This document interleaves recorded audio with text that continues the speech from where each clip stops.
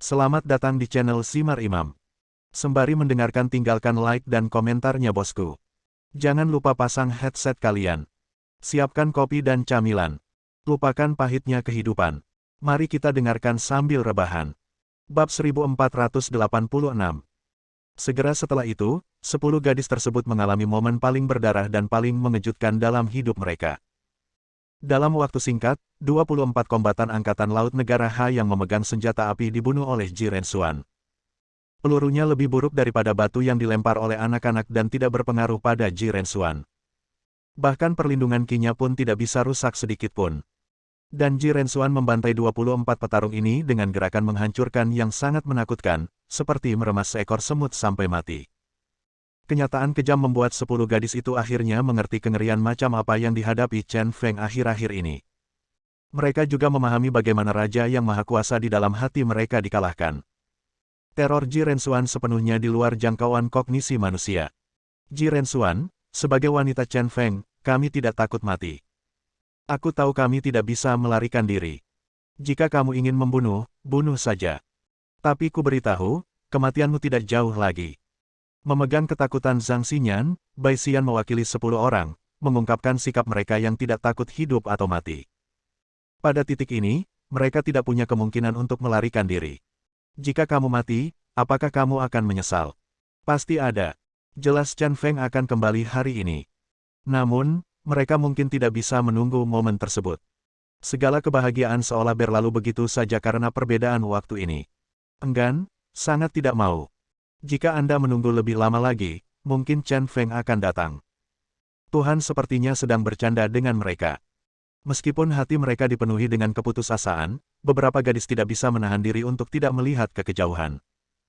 Saya menantikan Chen Feng turun ke Pulau Sembilan Dewa seperti dewa dari surga.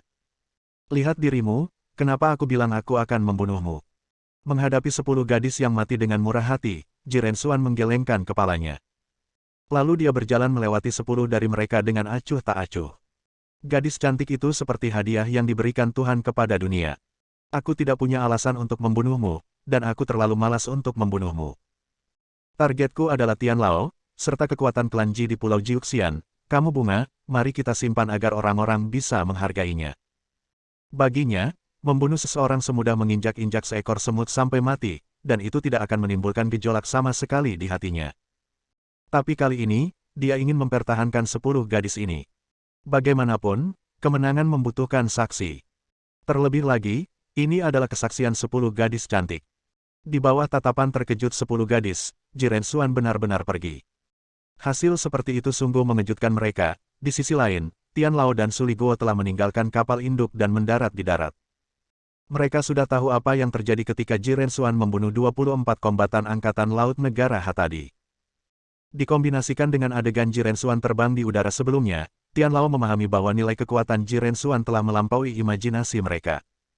Dengan kekuatan tempur seperti itu, begitu Ji Rensuan mendarat di pulau itu, banyak hal yang mustahil dilakukan.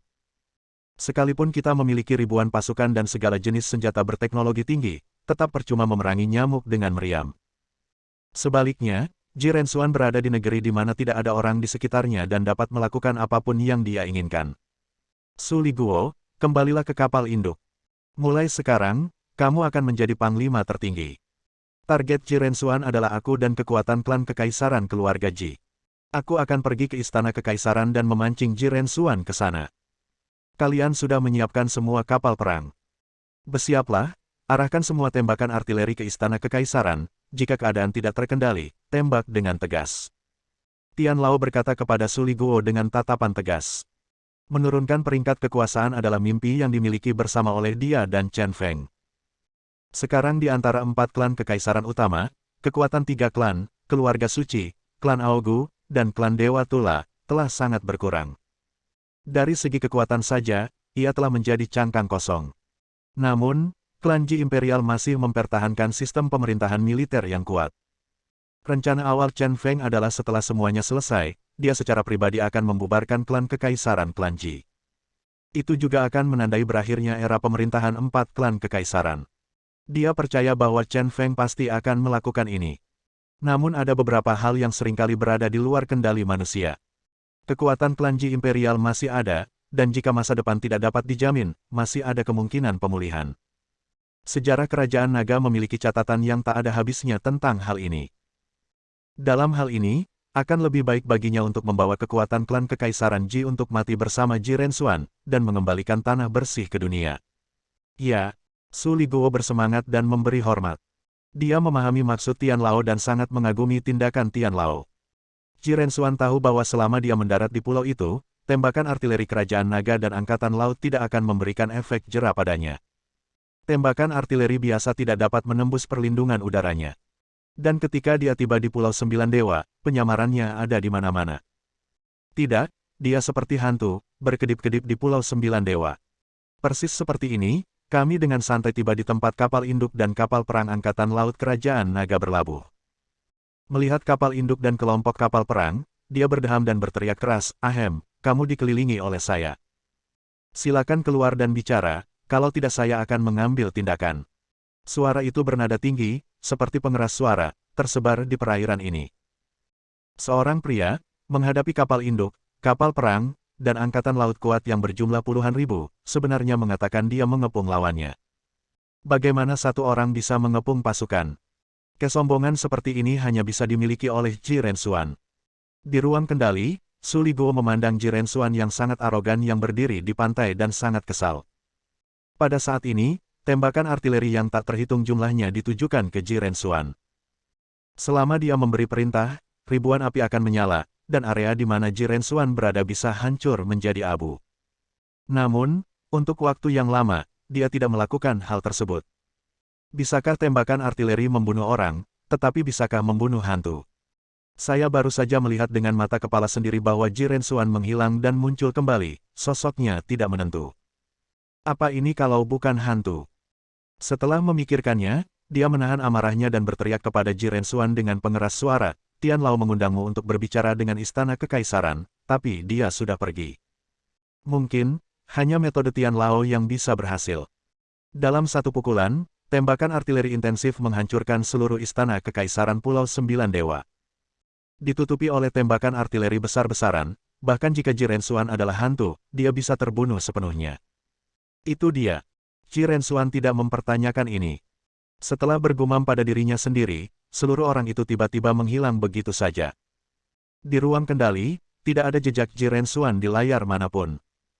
Pada saat itu, Su Liguo berkeringat dingin. Orang-orang seperti itu pastilah hantu, hantu yang mengerikan. 3 mobil yang membawa Tian Lao dan lainnya melaju ke Istana Kekaisaran.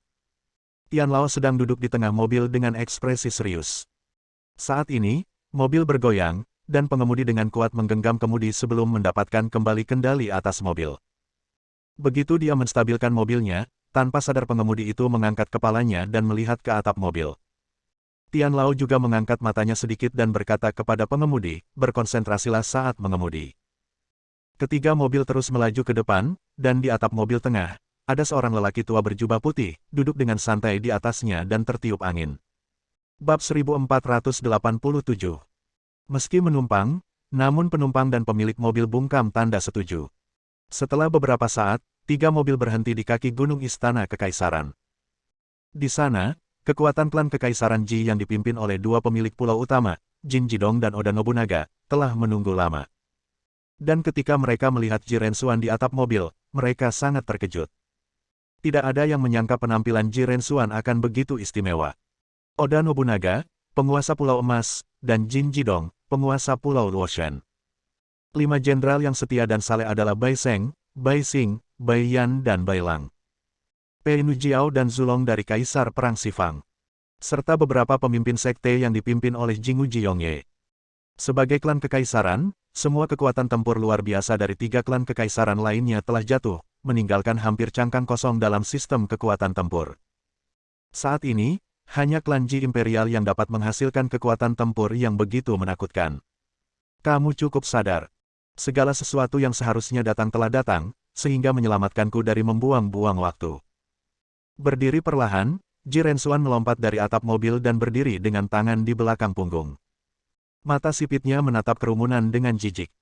Tian Lao kemudian keluar dari mobil, mengabaikan Ji Rensuan, dan berjalan ke seberang sendirian. Saat dia berjalan, dia berkata, Ayo pergi ke istana untuk berbicara dan biarkan semuanya beres. Ini menarik. Qi Renxuan tersenyum ringan dan mengikuti Tian Lao. Tanpa ragu-ragu, dia berjalan santai ke istana kekaisaran.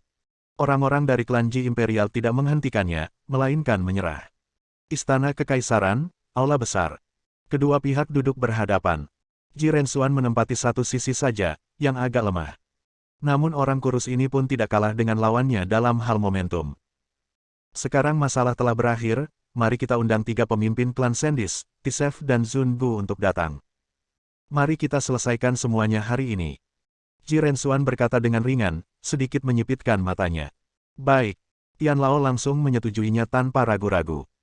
Setelah sekitar setengah jam hening, Sendis, Tisef dan Zun Bu, serta 2 pria jangkung tak dikenal, dibawa ke aula istana kekaisaran. 3 pemimpin klan dan 2 pria jangkung duduk di belakang Qi Renxuan. Hal ini membuat partai Qi Renxuan yang awalnya lemah akhirnya mendapatkan popularitas. Tak hanya itu, Bai Xian dan 10 wanita lainnya akhirnya sampai di istana kekaisaran. Awalnya, mereka memiliki kesempatan untuk bersembunyi, tetapi karena alasan yang tidak diketahui, mereka mengambil risiko dan datang ke istana kekaisaran. Hal ini membuat Tian Lao tanpa sadar mengerutkan kening. Jika Su Jing ada di sini, akan sangat buruk jika Su Ligo tidak dapat memutuskan untuk melepaskan tembakan. Sekarang semua orang sudah berkumpul, saya akan berbicara terus terang. Pertama-tama, izinkan saya memperkenalkan kepada Anda identitas kedua orang ini. Mereka adalah komandan pasukan kegelapan yang saya dirikan, Jenderal Vicente dan Jenderal Tahanan Panjang. Bertahun-tahun yang lalu, saya diam-diam membentuk pasukan rahasia yang hanya milik saya. Sebagian besar dari orang-orang ini adalah sisa-sisa perang. Kampung halaman mereka hancur, keluarga mereka terbunuh, dan hati mereka penuh kebencian. Di mana objek kebencian? Itu kamu.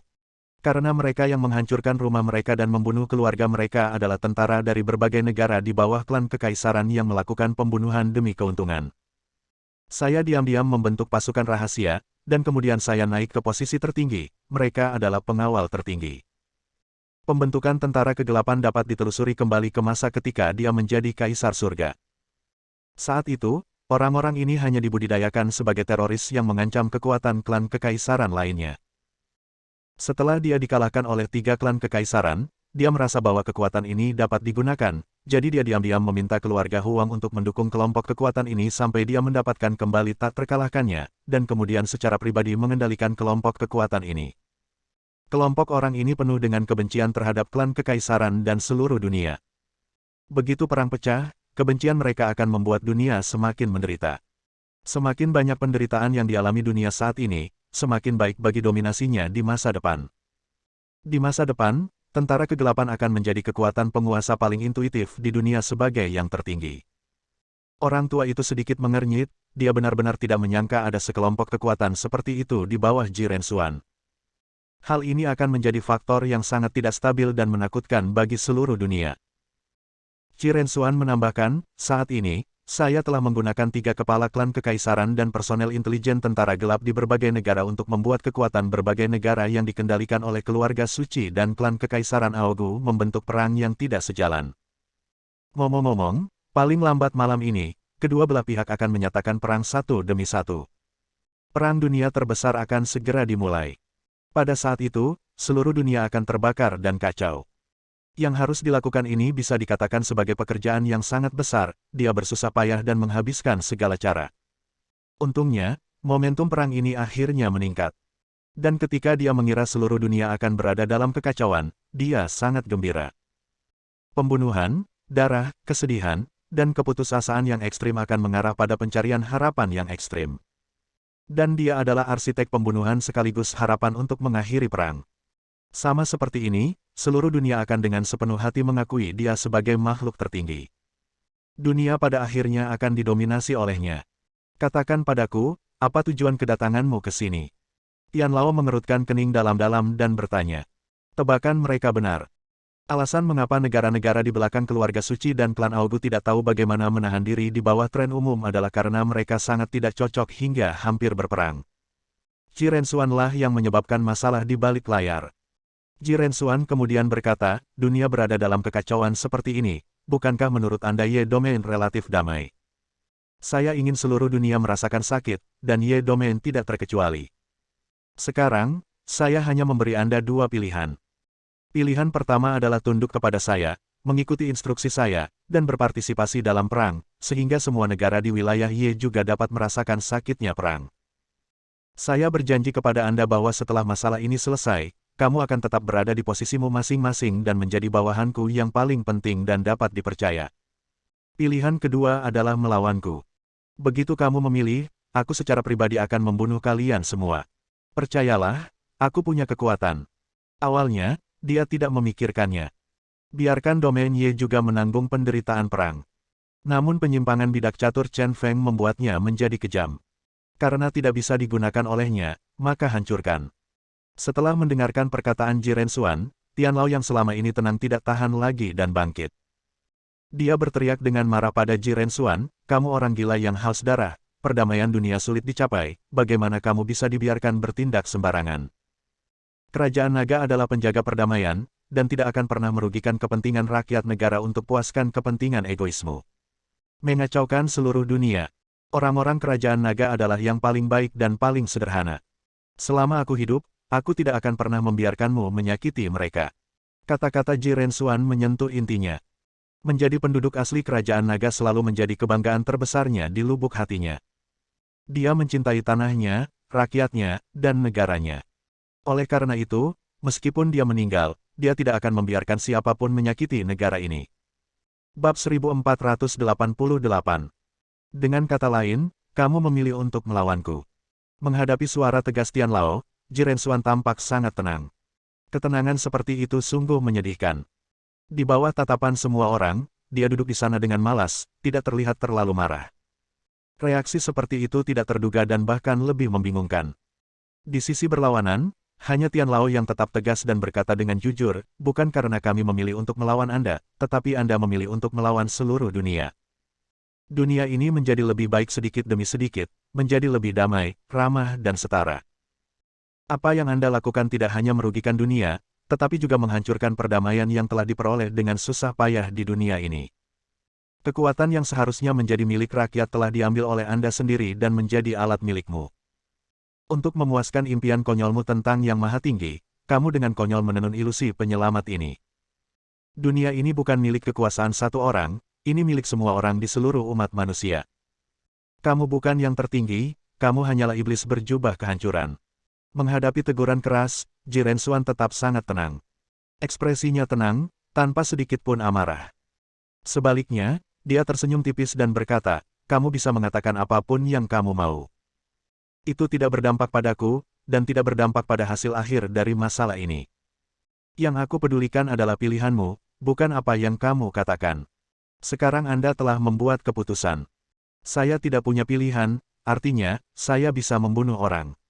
Seseorang masih dapat berbicara tentang membunuh dengan begitu mudah dan bebas ketika menghadapi sekelompok besar orang. Ranah dan momentum Jiren Xuan tidak ada bandingannya. Sebuah kalimat sederhana membuat Tianlao Fang tiba-tiba gugup. Sejumlah besar kekuatan tempur, termasuk beberapa kekuatan luar biasa, menghadapi ancaman Jiren Xuan sendirian, tetapi mereka tidak bisa berkata-kata. Terutama Tianlao, yang juga sedikit terdiam. Dia diam-diam berpikir bahwa sekarang setelah masalahnya menjadi seperti ini, sepertinya dia hanya bisa mati bersama Jiren Xuan. Ini satu-satunya jalan. Kekuatan tembakan artileri menghancurkan istana kekaisaran 9 pulau abadi dan mengubah segalanya menjadi debu. Para leluhur klan kekaisaran, mereka yang memiliki kecakapan tempur luar biasa, mereka yang berada di puncak kekuasaan, dan tokoh-tokoh penting yang mengobarkan urusan dunia semuanya dihancurkan, dan dunia dipulihkan ke perdamaian. Satu-satunya hal yang membuatnya merasa sedikit bersalah adalah 10 wanita Chen Feng seharusnya tidak datang ke istana kekaisaran. Memilih mati bersama akan membawa 10 wanita ini menuju kehancuran. Kalau begitu, sepertinya aku merasa kasihan pada Chen Feng. Bagaimanapun, Chen Feng mungkin kembali hari ini. Selain itu, dengan kehadiran Su Jing, masih bisakah Su Liguo memberikan perintah tegas untuk menembak? Memikirkan hal ini, dia menoleh ke Bai Xian dan yang lainnya dan berkata, kalian 10 gadis tidak boleh terlibat dalam pertarungan ini. Xiao Lingdang masih membutuhkan seseorang untuk melindunginya. Pergilah, pertempuran berikutnya akan diselesaikan oleh kami para pria. Hanya dengan menyingkirkan 10 gadis ini dia dapat mengambil keputusan dan Su Liguo dapat mengambil keputusan. Dalam hal ini, Ji Rensuan juga mengangguk dan berkata, ya, kamu harus segera pergi. Adegan berdarah tidak cocok untukmu. Apalagi untuk gadis cantik sepertimu, sayang dan kejam jika diledakkan menjadi daging cincang. Mendengar kata-kata ini, jantung Tian Lao berdetak kencang. Dari cara Ji Rensuan mengucapkan kata, ledakan, dengan tenang, terlihat bahwa pihak lain sepertinya sudah menebak apa yang dia pikirkan. Hatinya terasa dingin, mungkinkah Ji Rensuan benar-benar bisa lolos dari tembakan? Kalau tidak, bagaimana dia bisa begitu tenang? Saat dia memikirkannya, dia melihat Bai Xian mengambil langkah maju dan berkata kepada Ji Rensuan, kami bersepuluh, meskipun kami semua wanita, bukanlah orang lemah yang takut hidup dan mati, apalagi menjadi beban. Itu saja, kita bersepuluh tidak. Saya berdiri di sini atas nama Chen Feng, jadi kami tidak akan mundur. Karena kami adalah wanitanya Chen Feng, kami juga ingin mengandalkan kemampuan kami sendiri untuk melawan Anda dan beri semua orang kesempatan dalam hidup. Melihat Bai Xian yang cantik memiliki ekspresi tegas di wajahnya, dan Ji Rensuan tidak bisa tidak memikirkannya. Chen Feng terluka parah dan sekarat, meskipun berhasil diselamatkan oleh Dipper, ia masih memiliki kemungkinan besar untuk mati. Sekalipun Anda tidak mati, akan sulit untuk pulih meskipun Anda tidak hidup selama 1,5 tahun. Dan bahkan setelah dia mencapai istana kekaisaran, tidak ada jejak Chen Feng, yang berarti Chen Feng benar-benar tidak bisa muncul. Dalam hal ini, apa yang dilakukan para wanita tersebut tidak ada artinya. Memikirkan hal ini, dia berkata dengan sedikit tidak sabar, saya tidak punya niat bermain-main dengan kalian, tahu. Sekarang seluruh dunia berada di ambang perang. Di malam hari, berita tentang negara-negara yang menyatakan perang terhadap masing-masing negara yang lain ada di sana. Itu akan datang. Dan ketika aku membunuh kelompok anggota keluarga Ji ini, ada 1000 cara untuk menjerumuskan wilayah Ye ke dalam perang. Pikirkanlah, betapa hebatnya itu. Ini sangat besar dunia, ada perang di setiap inci tempat ini. Orang-orang sekarat setiap menit dan setiap detik. Ada orang-orang yang menangis dalam keputusasaan sepanjang waktu. Dunia yang dulu telah menjadi neraka. Memikirkan hal ini, bahkan seorang lelaki tua kuyup sepertiku, tidak ada tubuh tersisa di tubuhku. Darahku semakin bersemangat. Saat dia berbicara, Ji Rensuan berdiri.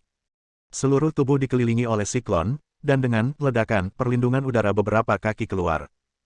Gelombang udara yang menakutkan mengalir langsung ke atas. Langit-langit aula terguncang. Aku memberimu kesempatan. Karena kamu tidak mau pergi, maka matilah bersama mereka. Ji Rensuan, yang pembunuh dan dilindungi oleh Qi, menari dengan rambutnya dan tampak mendominasi. Melihat hal ini, dua penguasa pulau, Jin Jidong dan Oda Nobunaga, serta anggota senior klan kekaisaran keluarga Ji lainnya, mengerahkan kekuatan mereka dan bersiap untuk bertarung. Perang akan segera terjadi. Tian Lao didukung oleh seseorang dan mengerutkan kening dalam-dalam. Masalahnya telah sampai pada titik ini, dan tidak ada cara lain. Meskipun belum tentu membunuh Ji Rensuan, ini adalah satu-satunya cara untuk mencobanya sekarang. Dia melihat keluar pintu dan diam-diam mengambil pemancar sinyal. Perangkat sinyal ini sama persis dengan yang dibawa oleh Chen Feng. Setelah ditekan, sinyal akan diterima di ruang kendali kapal induk. Kali ini, dialah yang memainkan peran Chen Feng. Beberapa gadis juga melihat keluar pintu, diam-diam berharap dalam hati mereka, orang gila, apakah kamu belum datang? Dalam hati mereka, hanya Chen Feng yang bisa menyelamatkan segalanya. Tunggu sebentar, Ji Rensuan. Pada titik ini, apakah kamu benar-benar peduli dengan waktu kecil ini? Atau apakah kamu takut pada kami para wanita? Melihat pertempuran akan segera pecah, Bai Xian berkata lagi. Tujuannya sebenarnya sangat sederhana, yaitu untuk menunda waktu. Seperti gadis lainnya, hanya Chen Feng yang bisa menyelamatkan segalanya. Mereka harus menemukan cara untuk menunda kedatangan Chen Feng. Cara kikuk untuk memprovokasi seorang jenderal. Ji Rensuan mencibir dan berkata, saya bisa memberi Anda kesempatan, tapi beritahu saya bagaimana kalian para wanita dapat membalikkan keadaan. Bai Xian berkata, ini sangat sederhana. Anda mengaku tak terkalahkan, apakah kamu berani menerima tantangan kami? Tantangan apa? Ji Rensuan bertanya. Bai Xian berkata, permainan catur. Oh. Ji Rensuan menyipitkan matanya. Jing Sui di samping berkata, sekarang saya tahu bahwa Anda adalah Patua Chang Sui. Di masa lalu, di puncak gunung salju, Anda bermain catur dengan orang gila dan menciptakan serangkaian tata letak surgawi yang tidak dapat diprediksi. Bahkan orang gila pun gagal karena rangkaian tata letak ini. Tetapi belum lama ini, orang gila itu memberitahuku bahwa dia telah menemukan cara untuk memecahkan permainan catur Tiandao dan mengajariku. Jika kamu menang, kamu bisa membunuh sesukamu. Jika kalah, kamu tidak diperbolehkan melakukan apapun hari ini. Go, selain bakat, lebih tentang akumulasi. Adapun papan catur tanpa aturan yang harus diikuti, Jiren Xuan, yang telah kesepian di puncak gunung bersalju selama separuh hidupnya, mengembangkan apa yang disebut tata letak surga. Saya belum pernah mendengar cara pasti untuk memenangkan Go, namun Jiren Xuan mengaku telah menemukan jawabannya dan bangga karenanya. Ini juga satu-satunya saat Chen Feng kalah ketika dia bermain catur dengan seseorang setelah dia berusia 18 tahun. Ini mungkin berguna untuk memprovokasi Jiren Xuan dan memukul hatinya yang sombong. Bai Xian di samping berdoa dalam hati, "Saudara Chen, ini terakhir kalinya kami dapat membelikan Anda." Awalnya, dia menolak tantangan Bai Xian.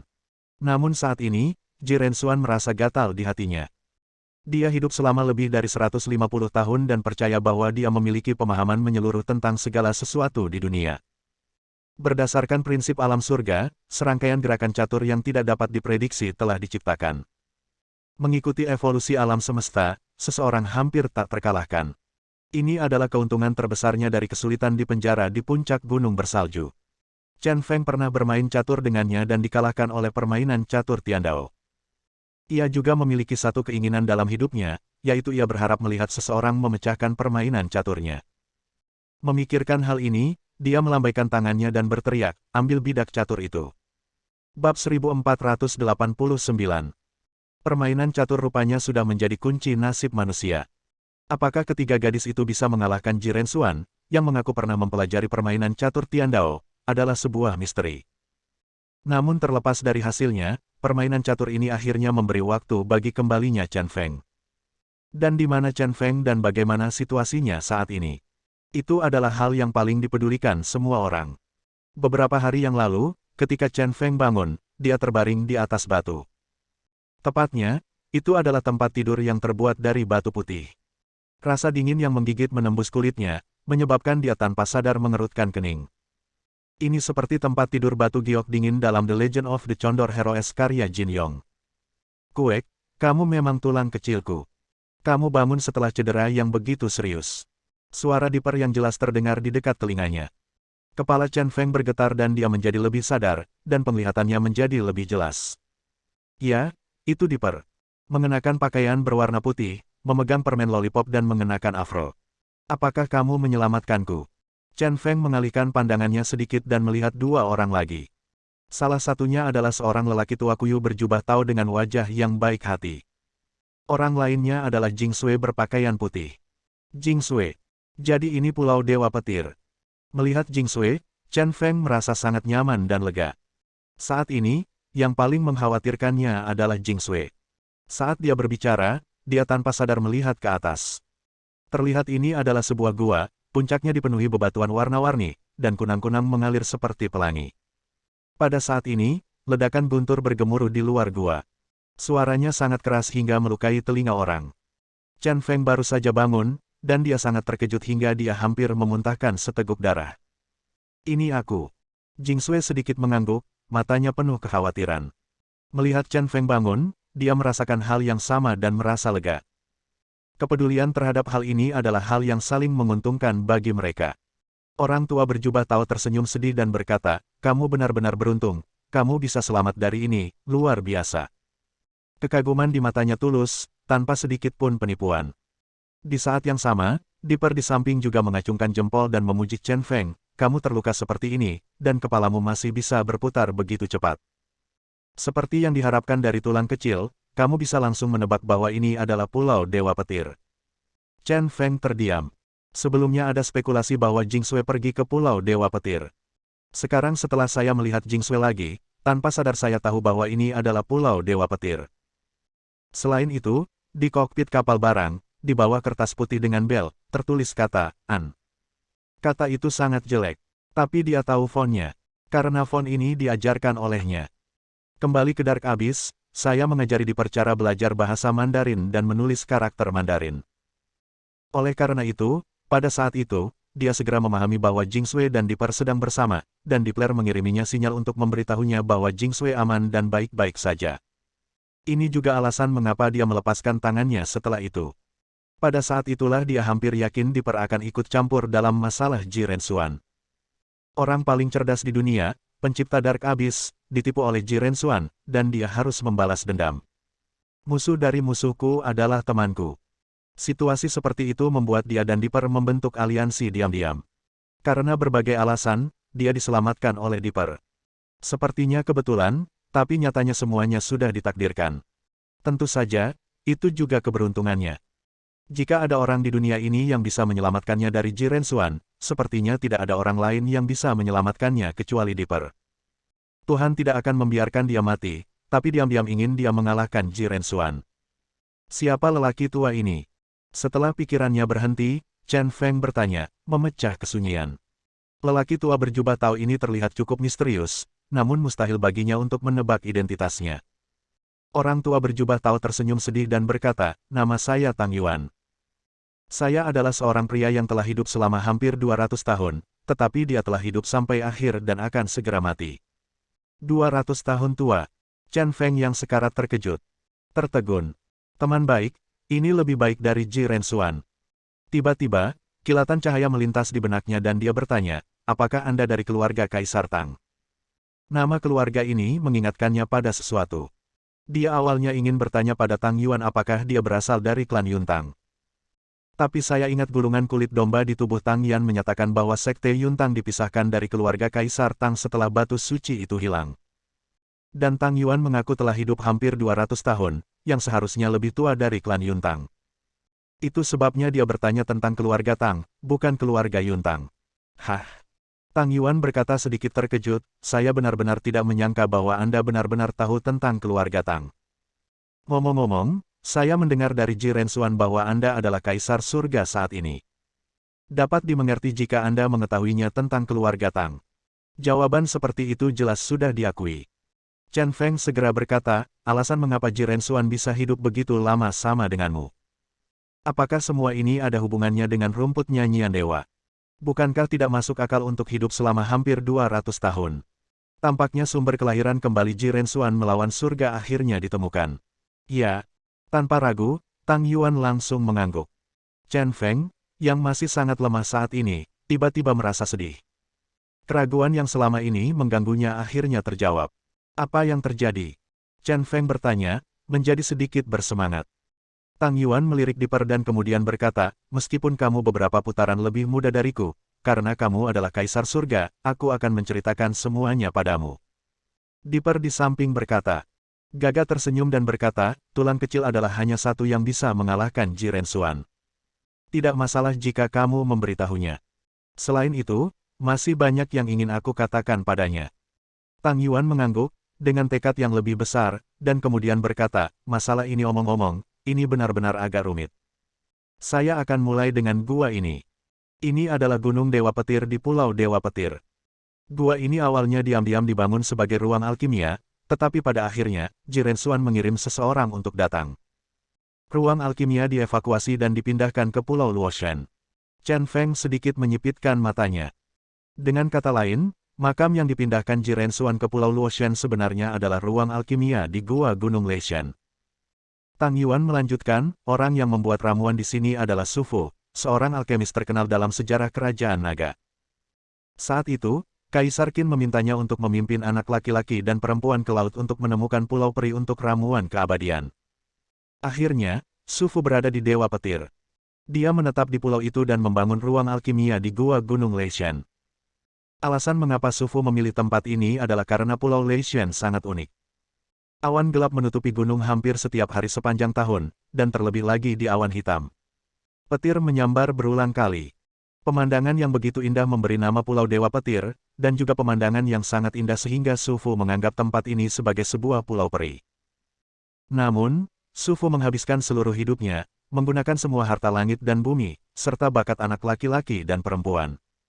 Darah dan energi, tetapi masih belum ada ramuan keabadian. Karena takdir, tepat ketika Su Fu akan mati, dia mengerahkan seluruh upayanya ke dalam panci terakhir ramuan, dan selesai. Ramuan itu bersinar merah di sekujur tubuh, sepertinya obat ajaib. Dalam kegembiraannya, dia meminta seorang lelaki tua untuk meminum obat tes. Setelah lelaki tua itu meminum ramuan itu, dia menjadi penuh energi dan energi, menghilangkan semua kelelahan, dan merasa seperti dia kembali ke masa mudanya. Su Fu sangat bahagia karena dia mengira dia telah membuat ramuan keabadian dan membagikannya kepada bawahannya. Ternyata itu bukanlah ramuan keabadian, melainkan hanya racun yang bisa membuat orang kembali merenung. Sejak saat itu, Su Fu duduk. Impian untuk mati dan mengejar ramuan keabadian telah sepenuhnya berakhir. Setelah mendengar cerita Tang Yuan, Chen Feng sangat terkejut. Dia segera memahami bahwa pil yang dibicarakan Tang Yuan mungkin adalah ramuan keabadian yang digunakan Jiren Xuan untuk membodohi orang-orang di Pulau Luoshan. Poin ini persis sama dengan analisis Hippocrates. Itulah racun yang mengembalikan cahaya. Tapi yang membuatnya sedikit aneh adalah bagaimana Tang Yuan ini mengetahui hal-hal ini dengan sangat baik, seolah-olah dia telah melihatnya dengan matanya sendiri. Anda tahu, era Su Fu terjadi ribuan tahun yang lalu. Bab 1490. Setelah memikirkannya, Chen Feng menjadi penasaran dan bertanya, bagaimana Anda tahu apa yang terjadi pada Su Fu saat itu? Dari apa yang Anda katakan, sepertinya Andalah orang yang terlibat. Mungkinkah Anda orang yang terlibat? Dia bergumam. Tang Yuan tersenyum sedih dan berkata, saya akan menjelaskannya nanti, mari kita lanjutkan menceritakan kisahnya dulu. Menahan rasa penasarannya, Chen Feng mengangguk dengan lembut. Cedera seriusnya belum sembuh, bahkan sulit untuk mengangguk. Tang Yuan kemudian melanjutkan, apa yang baru saja saya ceritakan adalah tentang Su Fu dan kisah pulau ini. Sekarang saatnya menceritakan kisah tentang keluarga Kaisar Tang dan rumput nyanyian dewa. Saya ingat saat itu tahun ke-9 Xian Feng, sebuah meteorit tiba-tiba jatuh ke Gunung Kaiyun.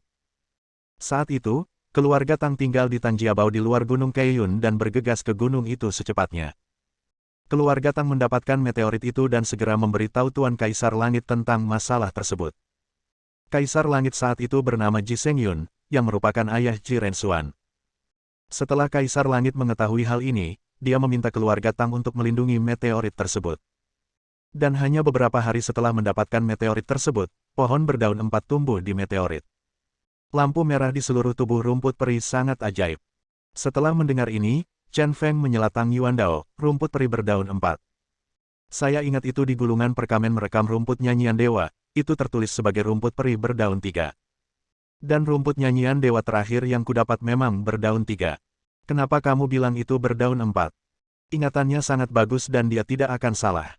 Yang terekam di perkamen saat itu adalah rumput peri berdaun 3. Pernahkah kamu melihat perkamen itu?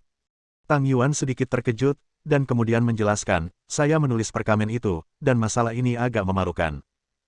Saya adalah wakil pemimpin sekte pengobatan Tanjiabao pada saat itu, dan saya adalah orang yang pergi ke meteorit.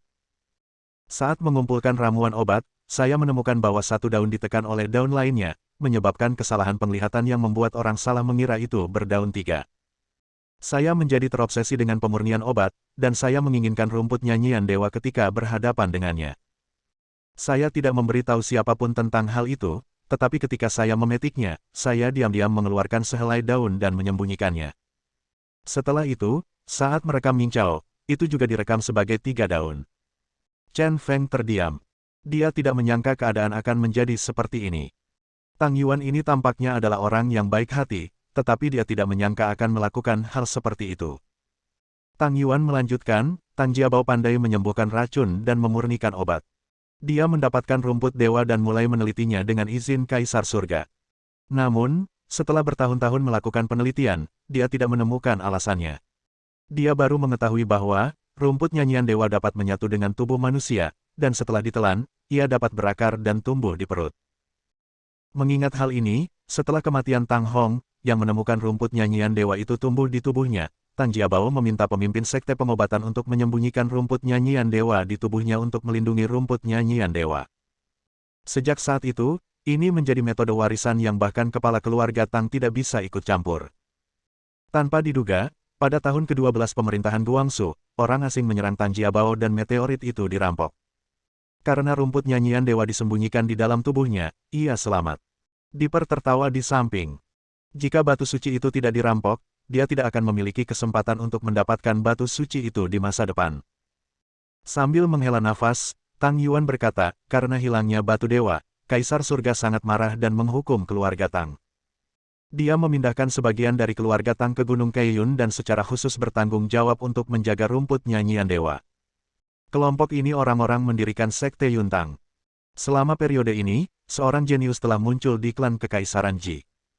Dia tegas dan kejam dalam menangani berbagai hal, dan memiliki keterampilan seni bela diri yang sangat tinggi. Dia telah menjadi penerus paling kuat dari Kaisar Surga. Orang itu tidak lain adalah Ji Rensuan.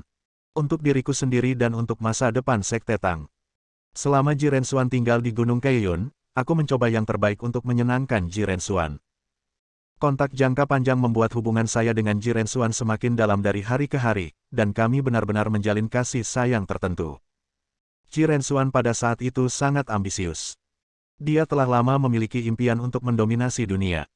Setelah dia menjadi Kaisar Surga, dia bertindak mendominasi, bersiap untuk membunuh klan kekaisaran lainnya dan naik tahta tertinggi.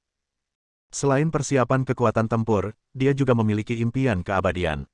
Suatu hari, Ji Rensuan tiba-tiba membawaku ke Pulau Dewa Petir. Ternyata orang-orang dari klan kekaisaran secara tidak sengaja menemukan Pulau Dewa Petir, dan kemudian menemukan reruntuhan ruang alkimia Sufu. Hal ini membuat impian keabadian Ji Rensuan semakin melambung. Dia membuatku mengambil alih reruntuhan ruang alkimia Sufu dan diam-diam memberiku tugas untuk mencoba menggunakan rumput nyanyian dewa untuk memurnikan ramuan keabadian. Dia juga memberiku sebuah gulungan kuno, yang ditinggalkan oleh Sufu, yang mencatat metode yang disebut ramuan nyanyian dewa dikatakan sebagai ramuan yang dapat menyebabkan keabadian. Dan formula ramuan itu sangat menuntut. Salah satunya membutuhkan rumput abadi surgawi sebagai panduan pengobatan. Rumput nyanyian dewa, dan rumput abadi surgawi juga datang dari luar langit. Kebetulan ini membuat Ji Rensuan yakin bahwa ramuan keabadian itu bisa dipercaya. Sebenarnya, nama rumput nyanyian dewa diberikan kemudian, dan itu bertepatan dengan pil nyanyian dewa itu hanya kebetulan. Tetapi pada saat itu, saya juga kehilangan akal dan berpikir itu adalah pengaturan Tuhan, jadi saya mulai mati-matian menyempurnakan pil nyanyian dewa.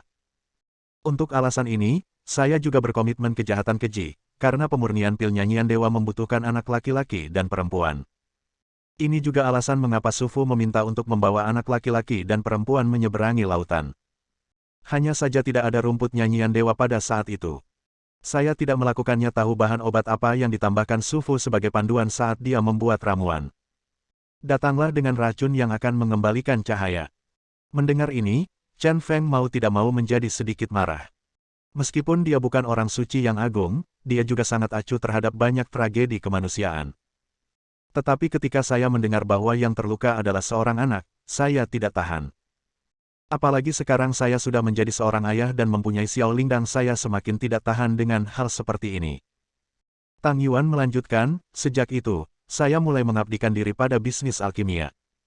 Kecuali panduan pengobatan rumput nyanyian dewa, langkah-langkah lain juga sangat sulit.